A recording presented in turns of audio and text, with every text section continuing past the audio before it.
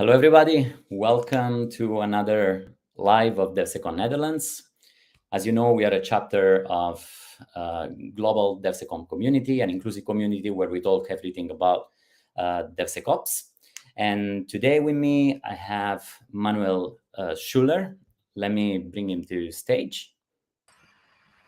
Hello, Manuel. Hello. Hi, Davide. How are you doing? Very well, thanks. How are you? Well, very good, very good. Thanks for being here. Thanks for joining DevSecOps, and Thanks I'm for really looking inviting me. forward.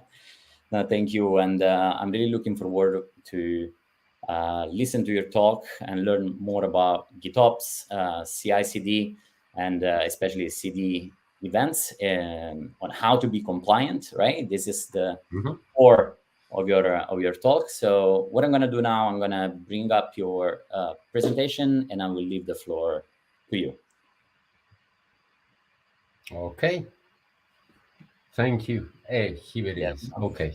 Just in case something goes wrong, if you feel that the slides are not going, we made sure just before that it was going, but just in case, ping me or interrupt me, and we Sounds will good. make the adjustment. I'll be here with you, so also Okay.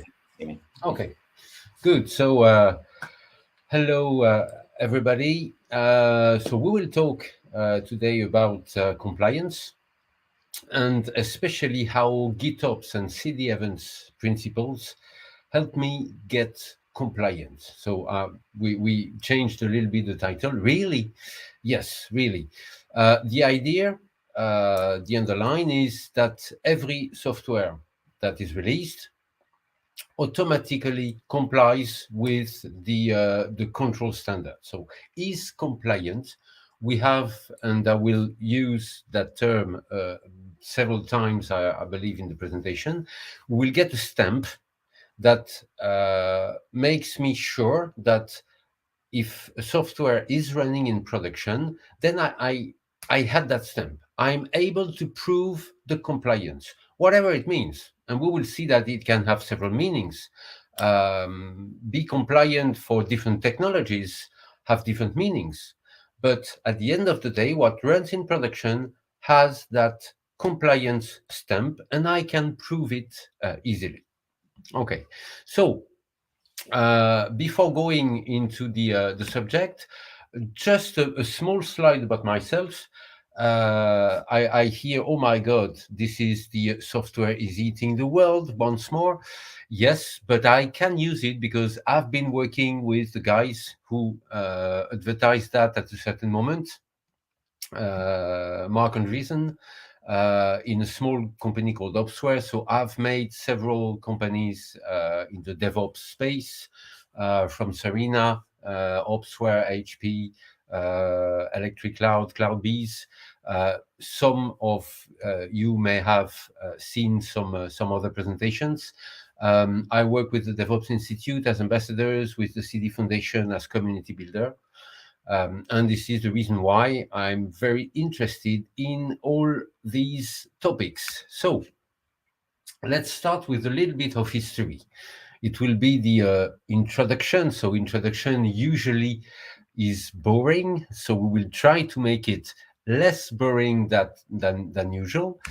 The history. So financial services, because we are focusing today on the financial services world. Although you will feel that you can apply these principles to any of the verticals, any industry. But in the financial services, we've gone through several technologies for the applications. We've gone through several types of infrastructure. I will not detail all of that. We all know that very, very much. But in a nutshell, we've been switching from the monolithic to the modular applications, to what we could think about mainframe, for example, with a big bang release and a few ones in a year, to modular applications, containers today with many releases. We will see that the deployment frequency, the release frequency has accelerated, has grown less than 10 years ago, roughly. So what happened on these 25 years? I've made a little bit of studies. I'm not the only one, but I tried to build some waves, okay? Some waves according to the time. The time that could be also, we will see that a little bit after, could be also the maturity of the software deployment. So starting 50 years ago, we had several waves. The languages wave, where everything was programming.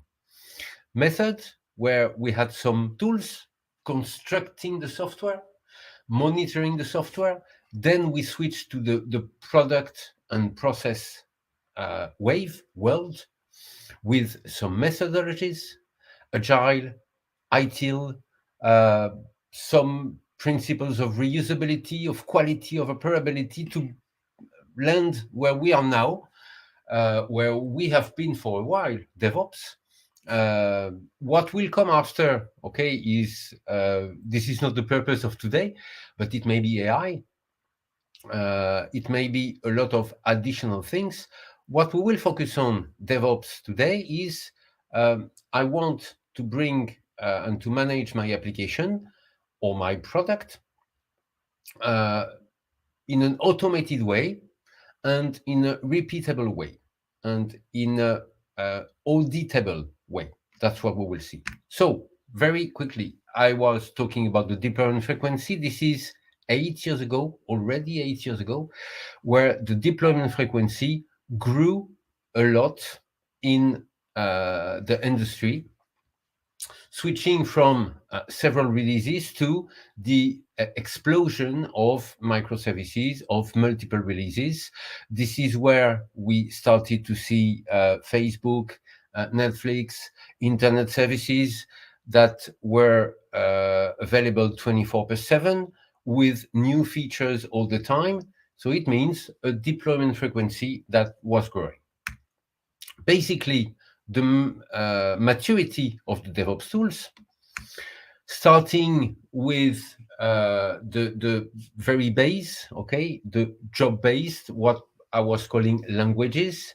The job-based was some kind of first generation of releasing the software in an automated way. There was no automation. There was just some scripting.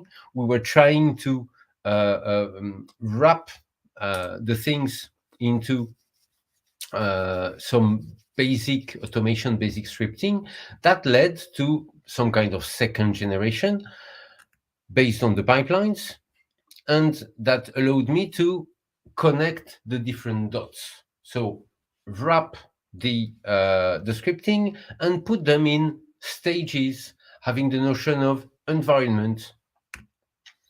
Oops, sorry. I'm going back in my presentation, so I'm moving forward. Best practices, what I was saying, wrap the script, orchestrate them into a pipeline. This is the very, very, very beginnings of Hudson, for those who remember that. And I'm not talking about Jenkins, I'm talking about Hudson, okay? The former name of Jenkins. Even with a poor knowledge. So we started to reuse even if we didn't really know what the scripts were doing. This was the time where developers were very closed. We were not talking about DevOps at all. And we tried to put a basic level of security with access controls. From that second generation, we went to the third generation. Third generation is I'm adding, because I've defined some kind of pipeline, some kind of security, and I'm adding things. I'm adding the testing. I'm adding the automation of the platforms. I'm adding the QA. I'm adding some kind of automation at the beginning that I call CI. And it allows me to try to do the same thing across the environments along my life cycle. So I've got that notion of inventory, what is residing in my environment. I can repeat the same activity. I can have some configuration templates. So you start to see the link with what I will talk about just after, Gitops. I know what is where, inventory, auditability, proof, compliance. So this is also the link with our topic. And why not, in terms of best practices, adding the change management? Because if I want to bring in an automated way a software in production, your right is on the other side. Okay, in production, I have to accept the different changes, the different features. So I have to link my release mechanism with the change management, which is not the same responsibility. So long story short, connecting all the information, I can also try to have a first look into the feedback loop between my test and my requirement. So I'm growing. I was growing because we are on the third generation. Third generation, where after that, the fourth generation, this is where we are today, where I focus on my business, okay? Focus on your business. I have a scalable system. I have all my tools that come into the picture. I care about what is important to me, and security is very important to me. And I have a system which is purpose built for release automation, for bringing my software into production. This is your right side is over there. So what is important, what will be useful to us considering CDevents and Gitops, which is just after? It's that new tooling that has appeared 7-8 years ago is something that is model-based. Model-based means that, again, define template, I can implement reusability easily, and it's easy for me to reproduce whatever the technology, to reproduce the process and to audit that process. So what it brings, audit trail.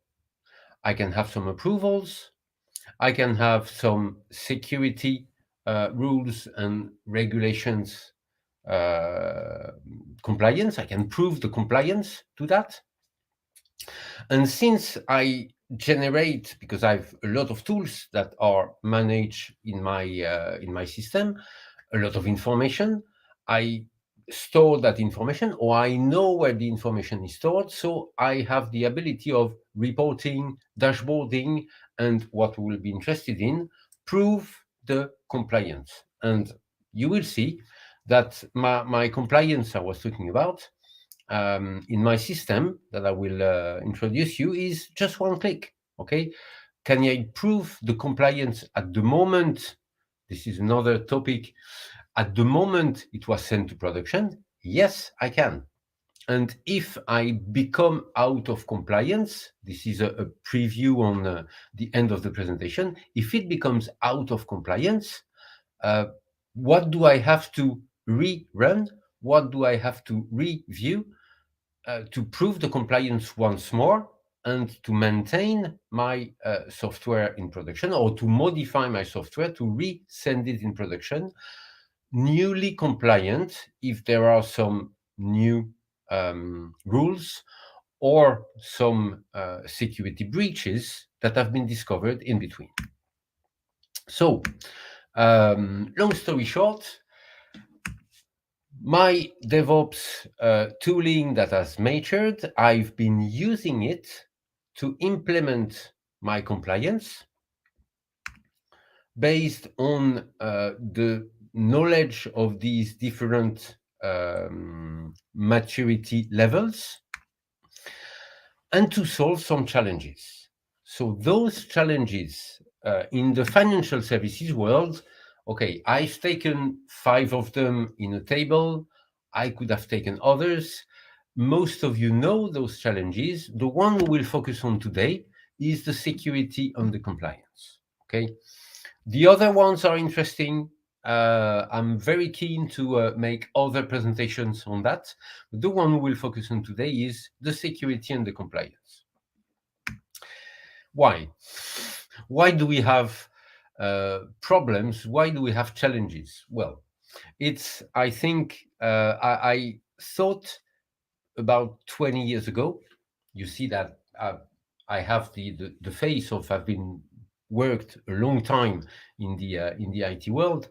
You see on the right hand side of my slide, development, operation, wall of confusion. I thought 20 years ago that GIF at that time, I had to use it 1 year, 2 years, roughly. Okay, 20 years after, I'm still using that wall of confusion because in the moving world, especially in the financial services, but not only, but in that moving world, we have different cases. We have a lot of acquisitions, okay? And we try to keep, or companies try to keep, a centralized tool group that is recommending the tool chain. But with the acquisitions, we have a lot of other tools that pop up in the companies, including the choices of the cloud providers. There may be a corporate cloud provider, but more and more companies are distributing their cloud activities in different providers. And it can be also what remains from different choices, not to talk about the local data centers. We still have some countries, I mean, we all live Netherlands, Italy, Germany, we all live around Switzerland, and Switzerland has still some very, very strong rules on the location of the data, for which a lot of companies still have a data center in that country. So different choices that make in the organizational structure some difficulties, some challenges. Okay, so I will not go into that slide because it's a typical list slide which is difficult to read. But the challenge is I spend some money where I feel I shouldn't in several bullet points. I'm lacking visibility and control on what I'm doing, especially on audit and compliance. I cannot not read the beginning of the sentence. I have a low quality of my code. I have some business losses because of that lack of quality. I have a low morale of the people because they feel that it could be much better, but it's not. So at the end of the day, a lot of challenges that hopefully, that not hopefully, but that translate, hopefully will be the slide after, that translate into figures, okay? Figures for the production, figures for the quality, figures for the development. And at the end of the day, I know that I'm losing some money because of these challenges. So why not thinking about a new approach? Okay, that new approach that we wanted to implement, we can just remain on the first bullet point: compliance audit. All the rest, okay, we could focus on that, but all the rest is coming with what we've done. But we have focused on compliance and audit because it was what was important to the company in which we've done that. Also some impacts. What are the impacts? The reduction of the challenges I was talking about, so spending, overtime, efforts, and an ROI, a return on investment that was very important to calculate. So just to show you without much information, but just to show you the return on investment calculated by the owner, the end user of the solution, has shown 5 months. It's nothing. 5 months, nothing. Okay, in the history of a project, in the history of a company, it's strictly nothing. But here we have some cumulative benefits after 2 years, which are impressive. So, well, let's talk about what we've done. Gitops and CDevents. What did we do, and what are the good ideas that we took from the Gitops principles and the CDevent principles? Just to do a little bit of reminder, CDevents, so you can find there is a GitHub repository for CDevents. There is also a page on the Continuous Delivery Foundation. The CDevents principles are quite simple. Continuous delivery with the flexibility to incorporate whatever tooling best suits your specific environments. So we are not tied to any tool, or we don't have nothing which comes to it. We just choose what we have, but we have to share the information in the form of events.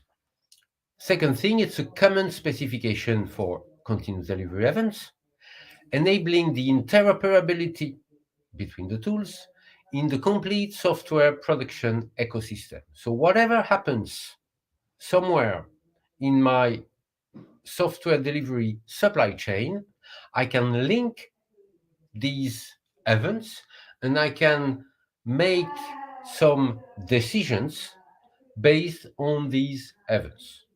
So CDevents help us in several ways. Just think about what you discover when you go on the CDevents GitHub repo. You have that very schema, which is quite simple, okay? It tries to be generic, but simple at the same time. We have some different systems to end up in a deploy product, okay, in a full product that I will deploy somewhere. I may have some different build chains. Within these build chains, when I say build, I'm talking about taking the software, scanning the software, making sure the software is compliant to what I expect. So, for example, it doesn't have vulnerabilities, it's running correctly without side effects or whatever. And as long as I build that software and I verify what is observable in the software and what I can prove in terms of audit on that software, I generate, this is the definition of CDevents, I generate some events. Supply chain for A, it is started. Observability for A, it's available. Audit trail for A, it's available, and so on and so on. So I will generate a number of events that help me know what is the status of my supply chain here. If I take another schema, which comes not from the GitHub repo, but from IBM, this one is another example, graphical example of CDevents. I have several things, stuff that happen in my supply chain. The code is ready. Then the code is built, the software is built, it's tested, it is signed, it's uploaded in the artifact repo, then it's deployed, and so on. And all these events are generating some information. And the broker here, you will see that notion of broker in my implementation just after. My broker says, okay, whatever you want to consume, you can consume what is ready. So I can notify when it's ready, I can view, I can generate metrics, I can store somewhere else, and we will see that we are doing all of that. So this is for CDevents, and this is the ideas that we took. Now GitOps. GitOps, maybe it's a little bit more known. The principles, so I took that from Wikipedia. GitOps operational framework takes DevOps best practices used for application development, such as version control, collaboration, compliance, CI/CD, and applies them to infrastructure automation. We have decided to use these principles, the GitOps principles for infrastructure automation, to any automation, and especially to the automation of my compliance. So you remember my conclusion of the boring slides I was mentioning at the beginning? I was arriving there with the different generations and the scalability. Look at what is on the GitOps website. Okay, GitOps, according to the maturity, generations are maturing. The infrastructure automation, well, for me, it was the efficiency of the release process.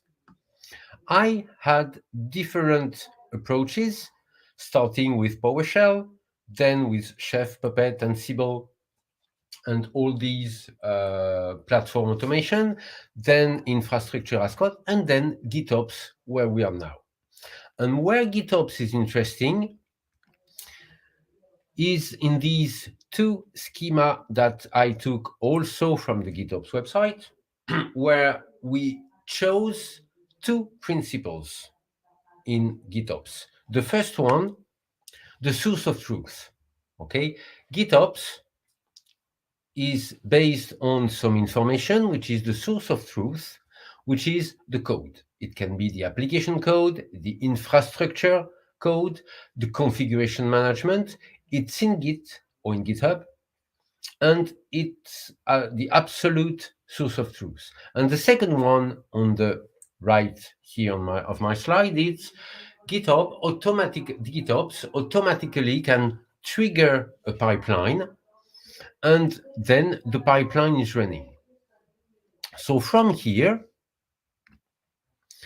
let's see that pipeline. Okay, my pipeline, which is not really readable, but it's made of stages. Okay, I didn't mean to make it readable, just because, well, it's a pipeline. It happens a lot of things, but I decided that in all the pipelines that bring an application to production, we can differentiate three different parts, three different stages.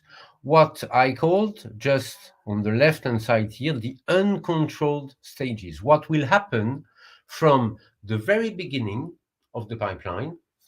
So typically, I commit something, and the pipeline will fire, and we'll go into building, testing, QA, scanning, things like this. This is what I call uncontrolled stages. Uncontrolled because just it's not neither pre-production nor production. And then the pre-production stage, where I will make sure that the software is ready, and the production that I will reach only if I get my stamp. You remember that from the beginning. So what did we do applying GitOps and CDevents? The first thing, we split the pipeline into an execution phase in the uncontrolled stage, and the validation phase, the one that will condition my handoff to production. And from here, when something happens in GitHub with all the flexibility of the triggers and so on, we will automatically trigger the pipeline. Trigger the pipeline with some information already on what will happen here between pre-production and production. What kind of controls, of verification, of checks do I want my pipeline to do? And this, I will enter that in a parameter file. So I go a little bit further, deeper. My pipeline is triggered either if I have some changes in the source code, but also, or if I have some changes in my parameter files. I may be exposed to a different level of compliance for a given application from yesterday to today. So I can also change my parameter file. Since we have done something which is user-oriented, the parameter file is not alone. There's also some templates we provided. Here is a typical configuration for the compliance for a Java application that will run on the personal banking or whatever. We have some kind of templates. From here, the pipeline being triggered based on that parameter file, during the uncontrolled stages, we will have several checks that are done. I just mentioned a few of them: force, SAST, static scan, but it will be also dynamic scan, mobile if it requires, if it's a mobile application, container scan if it's containerized application, all the types of security checks that I can imagine. But also because we are not only in the security is very important, but data management, I was talking about specific countries before. Data management, RGPD, since this is a big company, they have some architecture rules, they have some DMZ rules and so on. So all about architecture and everything. We have something like 18 chapters of checks, including the security, but security is one of them. So on these 18 chapters of checks, of controls, I will run the controls that I am interested in, so that I will get the okay for the production. So what happens after that? These controls are generating some results, some values. We store the values. We store them in the release automation system, but not only.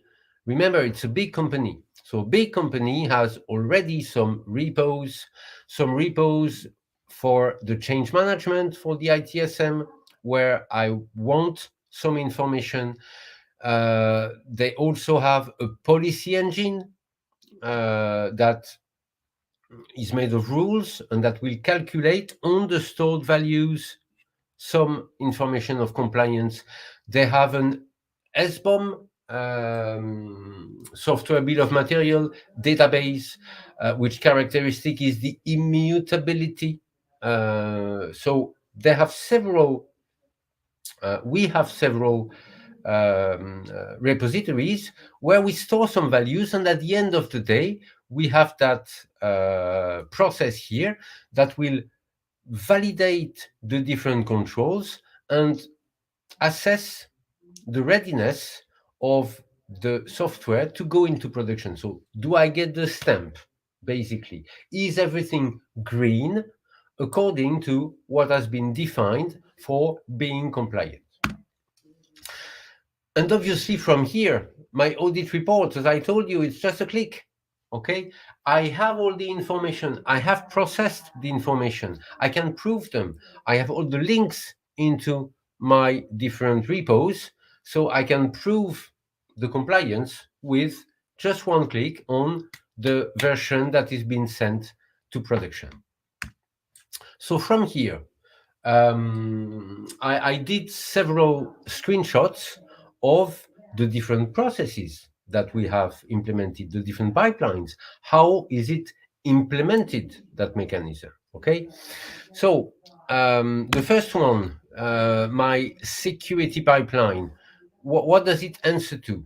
It answers to those things. I want to do CI/CD, I want to be compliant, I want to build a BOM, I want to be secure, but it's not my focus. It's not my, as an application owner, it's my focus, but it's not my competency.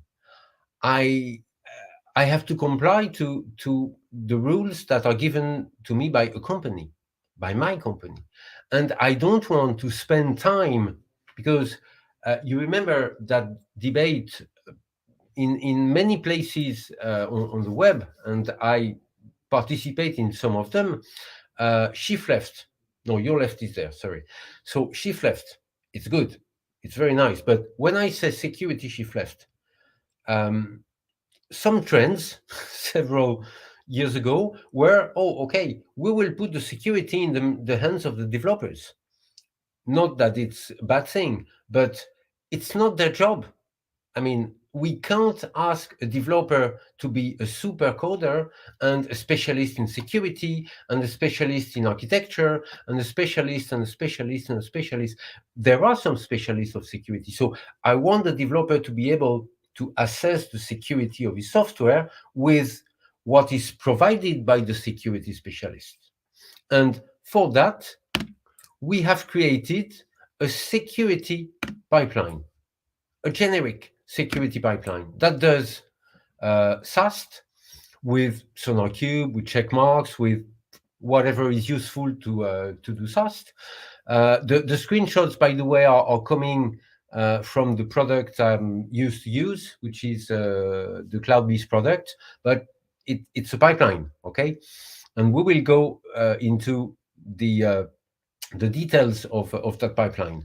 Integration, delivery, pre-production, production. I have some checks, some scans at every big stage of my security pipeline. For example, what happens at the development? It's quite interesting. In development, I do different types of SaaS scan, but before and after, okay, before doing that, I will make sure that the user has gone through a training on these tools, and so it's recorded in one of my repositories.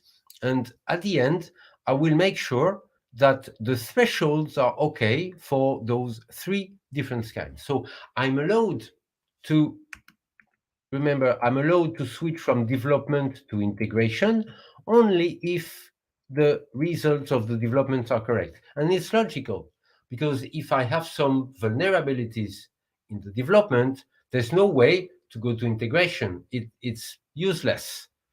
I have to fix those vulnerabilities before. This is the idea.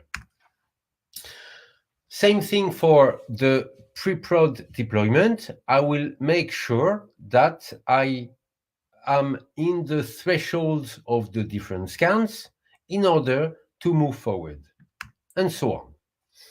So this is for the security. Now, what about the main pipeline? Because, as I said, I'm a developer. I want to focus on my application. I want to use the security, but I'm only a user of security. So what do I want to do? I still want to do CI/CD, to be compliant, to build the bomb, to be secure, but using the checks that are provided to me by someone else. And that someone, in that case, is my security pipeline. It doesn't go, okay. And my security pipeline, you remember, we've just seen it, development, integration, delivery, and so on. My pipeline, which is made of more stages because it's my pipeline. I want to go into QA, into SIT, into UAT, into a number of stages. And what do I do between these pipelines? I use CDevents, and I synchronize the pipelines. I make sure that when something becomes available here in my from my security pipeline, then I can continue my main pipeline. Which means that, as an example, so my example is here. In development, what do I do in development for my application? I'm fetching the SKU, I'm getting some values, I'm checking application language, I'm doing things that are related to my application. But at the end of development, what do I verify? That my thresholds for the static scan are okay, which means that I had my information from the security pipeline that brought to me that information through a CD event. It's ready. And then I can use this information to assess the gates of my pipeline. So this is the generic idea. Davide will think that I'm talking a lot because we have agreed over 40 minutes presentation roughly, and I'm already at 39 exactly. But well, this is the idea. So and same thing for the production. Before entering the production, as I told you, I will verify, I will get the stamp. Okay, what is it made of? The stamp is made of several compliance check plus do I have a bill of material entry? My bill of material database is immutable, yes or no? Do I have all the information entered in my CMDB? I will verify that all the information is entered in the different repositories. So just to finish in a couple of minutes, I added to that presentation just a couple of slides because it's becoming a hot topic in all the automation when it comes to software delivery supply chain. The SBOM, okay, BOM is back. May 12, I should have put here May 12, 2 years ago, because bill of material is something that was part of an executive order by President Joe Biden that tells basically that any software on the market should have a software bill of material. So that software bill of material not only is useful because we can use it for many things. Okay, we can use it for automation, for deploying and releasing software because we are aware of what we are releasing. We can use it for compliance, obviously the other way around, for review, for audit.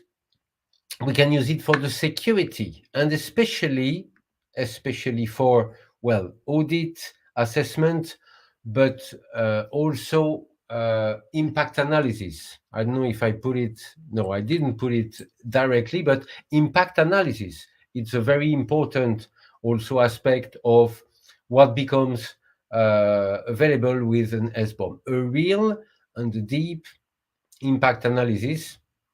Think about SolarWinds, for example. For those software who had bill of material or for which companies had generated a bill of material, it was much easier to find what the impact was and where to do the changes. And well, for it's a little bit of a joke, but for those who remember, I am in 75, Unix was delivered with Lex and Yak, and Yak was, the meaning was yet another compiler. And it's a little bit now the BOM, the SBOM, like yet another artifact. It's an artifact of, it will become, if it's not yet, and I wish it is, already part of your artifact. And if it's not yet part of your artifact, build it, think about it like an artifact that describes the artifact. Okay. BOM, single source of software delivery truth. This is the last link I'm doing with the source of truth, the single source of truth that was one of the bases of Gitops. The bill of material is the single source of truth that we want to maintain and that we want to associate to the software that we are releasing. It also contains, in the version that we have generated, it also contains the compliance information. So any software not only has the easy compliance, the easy audit, but also the bill of material that contains the same information of compliance. So it's a closed loop in 5 minutes more than expected. I just put, and this is, I swear, the last slide, lessons learned. So the lessons learned in that project, it looks obvious for most of them, but do implement, I should have put do implement here, DevOps processes, controls, automated bill of material. Just do it now. Even with a minimal set of tools, there's always some benefits. Okay, we had an organization with a certain level of maturity, so the return on investment was very short. But even with a level of maturity that is not very high, implementing DevOps processes means benefits right away. And do follow the state of the art also, because if you do not, the competitors will do for you, okay, and you will lose some benefits. This is the moment. Financial services, I mean, a bank today which is not implementing DevOps processes, a DevOps organization, a DevOps culture, it will be very, very difficult in the coming years. And well, the very last one, which is quite positive, when it's automated, when controls are self-embedded, just like we did, it's very easy that the culture and the best practices are disseminated within the organization. So it's also a tool to learn, to instruct the different teams. And when big company make some acquisitions, the fact of having such a system and showing such a system to the acquired people makes them see right away the level of culture and the level of maturity they are with the DevOps processes and the benefits that are there. So sorry, Davide, to have been talking 6-7. No, absolutely. It was great. I mean, but no, I really enjoyed the presentation and the topics, actually, as I said before, and I guess also our viewers. So if there are questions, please write in the chat. So, but in the meantime, maybe I can ask you a few questions. Yes. All right. So if you go back one slide to the lessons learned, maybe let's use it as a... Here they are. Yes. Yes. Yeah. So the first point, right? You say implement DevOps processes, DevSecOps control, also with a minimal set of tools.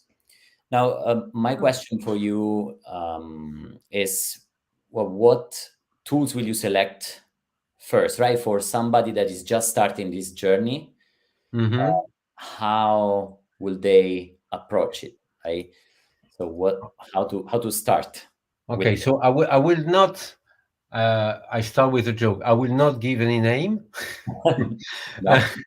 but well, it's not an easy question at all, because usually, okay, it's let's put it that way. I think it's last time it was 2016, so it's 7 years. I did not meet an organization which is greenfield, completely greenfield. And it was a bank, and I will not tell the name of the bank because it was a shame. But anyway, it's very difficult because there's no greenfield anymore. So everybody has something. And what I always say is start with what you have. Okay, you've invested time. Sometimes you've invested money, because the software can be open source, but it can be also commercial. So you may have invested money. You have anyway invested some time. You have things that may be very non-perfect, but they are working. Okay, we have made. I just make an example with a name that I do not advertise, but just to make you understand, we have made some platform automation. So we have made some um, delivery pipeline, okay, where at the moment of deploying the software in the different environments, we were relying on we were dreaming of relying on AWS APIs or GCP APIs or Kubernetes things. No, we only had some Ansible, not Ansible Tower, Ansible scripts with Yeah, the heavy client on the machine, uh, related. but they were working. They were working. So we started with that. I know that since then, it was 4 years ago. 4 years ago, for a big institutional client, and now they are using direct APIs and Kubernetes APIs and so on. They've modernized, but when we started, the benefit was not in doing things right. I say right, but doing things faster for Kubernetes platforms. It was automating what we had. It was making sure that when somebody in they were using ServiceNow, when somebody in ServiceNow was saying, "I'm okay for pushing that release," then after that, automatically the environment was created, the machines were provisioned, the containers were started, whatever it means. And it was with some quite old Ansible scripts, Mhm. but it was working. So I always try to say, do with what you have. Don't try to reinvent everything. Same thing for, I've mentioned that the system that we have built is able to do SaaS scan. Mhm. Okay, fine. But a lot of teams came to us saying, "Oh, guys, it's nice, but I've been doing SaaS scan for 5 years now. It's embedded in my Jenkins job, in my CI job. Yeah. Don't tell names. In my CI job, it's all working and very fine, very fine." Then, if you remember, in my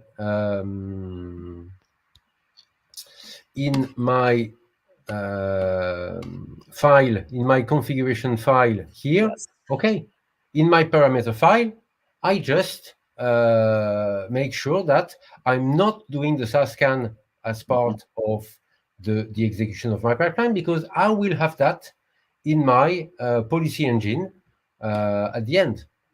So Yes. it do with what you have. Do with what you have. Start with what you have. It's more important Yes. than making the revolution of what you think. No, no, that's a great advice actually, and I can relate to that. I mean, I also haven't encountered a company that doesn't have anything, so it's on stage zero. Okay, so if they don't have anything, whoa. If you don't have anything, well, no, no, no. But while we are on this slide, I think I have another question for you. Yeah. If you go further, I think you will show the policy engine here, right? That's it. It's in the pre-production Yes. space.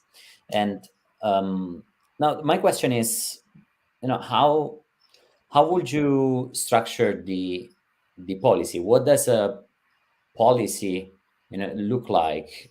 Because, for example, there are policies and policies, right? When Mhm. is everything green? And do you agree that a policy can only relate to CVSS scores, for example, or what are the controls that you put in a you would put in a policy engine in this case?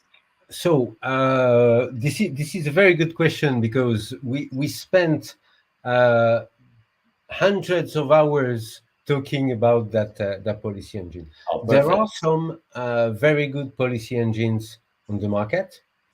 There are some established policy engines. There are some coming policy engines, which is always interesting, because when the software is 5, 10 years old, well, the competition is usually more modern, less stable, but introduces a lot of things. So it creates a dynamic in the field. So there are a lot of policy engines that are more or less complex. Okay, what we have created, because very honestly, we could not rely on a market policy engine for different reasons. So we had to create our own policy engine. As you can imagine, a company cannot afford having a very complex policy engine just because it costs a lot to work on it, and it's probably better to wait 1 year and take one from the market, or one open source when it will come. But we've put in the policy engine some things that are very simple, like you remember I was talking about the thresholds. Yeah. Okay, so I should not have more than X critical vulnerabilities. Critical X is 0. With the risk of false positive, I can tolerate 5 of them. I don't know, whatever the name. So some very simple things. Policies based on thresholds. Policies based on the analysis of the SBOM. So should I? So I have a FOSS scanner. It was. I mean, I don't want to say names, but everybody knows the Sonotype suite and abilities to do that. Sonotype tools are very good for doing that. So we were relying on their analysis, and it was another policy. Okay, so I mean, some policies were based on the FOSS analysis that we were doing. There were some more complex ones, especially for implementing. Remember, we are in the banking, in the financial services, the segregation of duties. Very important, the segregation of duties. Make sure that all the different people or groups of people that let your software progress in the life cycle are not the same. So this one was probably the most difficult for us to create, because we wanted to create it. Well, that said, on the market you find things that make sure that the segregation of duty is there, especially in the ITSM. I mean, it was a combination of the pipeline itself and the ITSM information that was attached to the pipeline. Perfect, thank you. And while we are here on the NSCDS bomb, yes, that box, right? So I mean, in Europe, we will have the Cyber Resilience Act in 2024. So we're not yet there, but it's coming. And a lot of companies, and well, all the companies need to be ready to produce software bill of materials. So I want to ask you, what do you think is the best way to generate SBOM as part of CI, CDs in different types of products based on your experience? Well, definitely we have an opportunity when we build a CI or CD mechanism pipeline. We have the opportunity to insert some steps where the SBOM will be fed. Okay, where we will put some information in the SBOM. But for the SBOM, and it could be, I don't know if you want to make the transition, Davide, but there is a very interesting topic on the SBOM next Monday in the DevSecOps Poland. But where we will discuss also the fact that the SBOM has that specificity where it has to be immutable in order to be valid. So it's not just putting things in, putting information in GitHub. It's really having the immutability, so a specific database, specific controls. From here, and ideally the SBOM should be also another process, because it has to be notarized. Okay, one of the things that, because the principle of the SBOM is nice, but if I provide the SBOM with my software, I have to provide the SBOM as notarized, so under the control of an authority which is not responding to you, not responding to me, but responding to somebody else who is autonomous from you and me. Correct. And I mean, we know that the SBOM might change like very fast. I mean, yes, including new libraries, new components. It's absolutely. And just to close on that, I read this afternoon, I read an interesting article from a good friend who's been working a lot on SBOM. His name is quite known, Curtis Yanko. Don't want to make your advertisement, but a very good article on is SBOM really useful? So it's a little bit provocative as a title, but it's quite interesting, because he caught exactly the one of the problems that will come with the SBOM. Perfect. So, Perfect. it's on LinkedIn. Definitely, and on Monday I will definitely follow the talk on okay. DevSecOps. Yeah, DevSecOps Poland. I'll see you there again. Okay, last question, and then I think we have no question from the audience. Where do you think that this large language model will fit in this picture, like AI and LLMs? So once more, I have to ask you. yeah, no, absolutely. Once more, difficult questions. Definitely on the the topic we were talking about, so automating the software supply chain and automating the compliance. Definitely, AI will be useful. We see it useful right now in the feedback loop. Okay, because today we are quite reactive. Although we try to shift left, I was mentioning, so shift left. On the other left, we try to shift left, but we are quite reactive. When we have a problem in analyzing, then we know that we have to change something and go back into analysis and so on. AI is starting to generate some trends. For example, there are, I've seen some previews of AI engines applied to Jenkins that they know how to predict what will be the outcome of the next execution of the Jenkins pipeline, based on the code base, based on the team, based on the results that were generated before. It can predict, so it's worth running your Jenkins pipeline, or it's worth reworking that part, because your Jenkins pipeline is very will probably fail.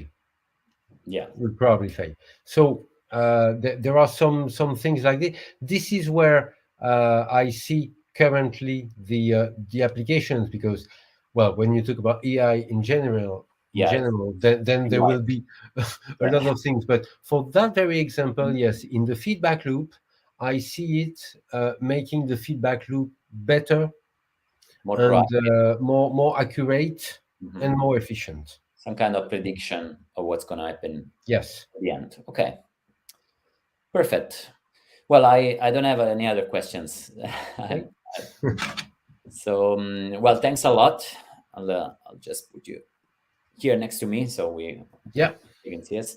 No, thanks a lot, Manuel, for joining us, and I think you will have a great time also for the next DevSecOps on Monday. Absolutely. And I want to invite everyone that is following or watching again this video, because this will be recorded and will be available on YouTube, to join our Discord channel. ask questions in the Discord. You can meet our speakers, speak with fellow DevSecOps enthusiasts. And I want to invite you to follow also our meetup page so you can be updated with the latest meetups. And I guess we will see each other to the next DevSecOps Netherlands. Thanks all. Thank you, Davide. Well, Bye, everybody.